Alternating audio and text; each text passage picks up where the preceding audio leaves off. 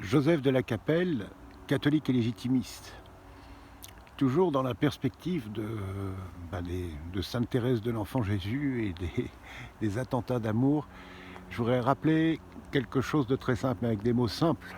Ce que c'est que la très sainte messe, c'est le sacrifice complet de notre Seigneur Jésus-Christ de manière non sanglante, au-delà du temps et de l'espace. C'est-à-dire qu'il n'y a eu qu'un seul sacrifice au Golgotha de notre Seigneur Jésus-Christ, plus toute sa vie. Il a évidemment souffert toute sa vie de voir dans quel état était l'humanité. Il a eu aussi certainement aussi beaucoup de joie, car il a vu aussi toutes les belles choses.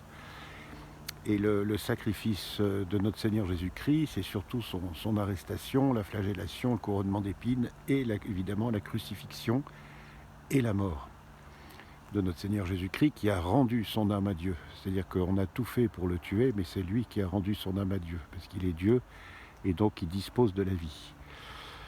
Donc souvent on ne parle pas trop de ça, mais c'est très important, c'est-à-dire qu'à chaque fois qu'on assiste à une sainte messe, on est rendu présent au sacrifice de notre Seigneur Jésus-Christ, qui s'est révélé de manière complète dans sa passion, ce qu'on appelle la passion, de son arrestation jusqu'à sa mort, et sa résurrection après.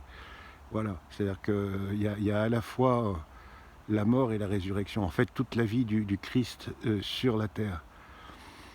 Et donc Saint Padre Pio disait il n'y avait rien sur terre de plus grand que la Sainte Messe. Voilà, donc on peut s'unir chaque jour, donc on peut évidemment aller à la messe, se confesser, aller à la messe et communier. Mais quand la messe est trop loin, ou on est pris par son travail, etc., on peut s'unir aux messes du monde entier. Donc ça fait des super attentats, c'est-à-dire que l'âme la plus simple peut offrir toutes les messes du monde entier. Ça fait des bombes d'amour dans le monde entier. Alors là, on dépasse largement Al-Qaïda et tous les terroristes islamiques. Ce sont des choses... on vit tellement, c'est-à-dire que le problème de la Sainte Foi catholique, c'est tellement grand, c'est tellement beau, c'est tellement extraordinaire que parfois on oublie un peu à cause de la vie, etc. C'est-à-dire que ce sont des choses qui sont tellement grandes.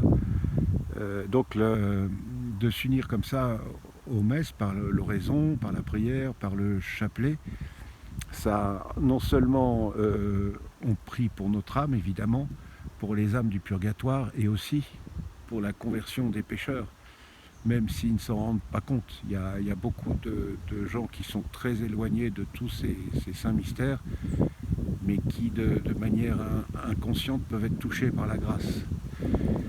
C'est tout ça, c'est très mystérieux, mais c'est une réalité. C'est-à-dire qu'on a une puissance à la Sainte Messe. Il y a évidemment les participants, il y a le prêtre, bien sûr, et puis il y a tous les anges qui sont là. Donc il y a une puissance de la messe qui... c'est pas Hiroshima, c'est même pas la bombe tsar, c'est encore plus fort.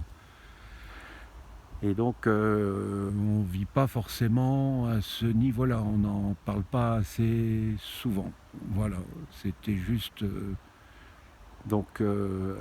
amitié à tous, que Dieu vous garde, Sainte Thérèse de l'Enfant Jésus, Sainte Jeanne d'Arc, priez pour nous, Saint Padre Pio, priez pour nous, tous les saints et les saintes de France et du monde entier, de l'univers, priez pour nous. Et tous les cœurs angéliques, protégez-nous. Saint Michel Archange, de votre lumière éclairez-nous, de vos ailes défendez-nous, et de votre épée défendez-nous. À très bientôt, que Dieu vous garde, Deus et Rex.